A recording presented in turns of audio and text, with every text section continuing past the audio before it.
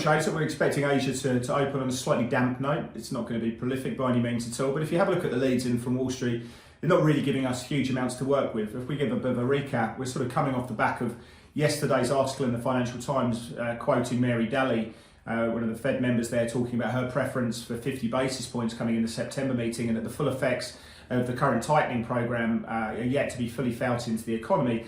So it's somewhat positive for risk, but then there's also, we saw that being backed up by a weak PPI number. The producer price inflation came out with a drop of 50 basis points in July. The market was looking for about 20 basis point gain.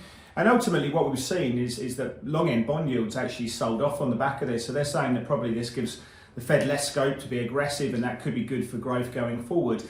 You also saw an oil price which moved up from around 91.50 into 95.05. Seeing a few sellers come into that, but a nice rally coming through, again, just giving the long end a bit of a move up.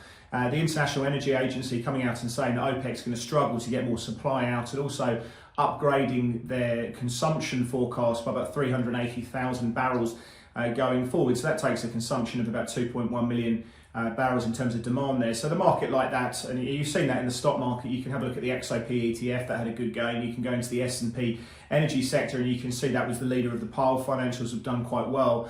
If we have a look at what's been happening across fixed income, we have seen some sellers playing through. It hasn't really moved the dollar too much. Again, you know, you are looking at that euro dollar being faded into 103.50. That seems to be the line in the sand, but ultimately it's quite a mixed picture across G10 at the moment. You can see that across the dollar pairs we've been seeing. In terms of equities, well, that Nasdaq had a nice open. We saw S&P and the Nasdaq up about, Nasdaq was up about 1.3% in the first hour, and then as you can see from the tape, it's just been a steady bleed going into the close, and that's the sort of backbone that we have to work with at the moment. We've got the Nasdaq down about 70 basis points in the cash session there as well. Ahead, we've got University of Michigan 5 and 10-year inflation expectations, sentiment numbers there, and import costs as well. So that's something to watch as we go into the day, but it's a slightly weaker open expected for Asia here.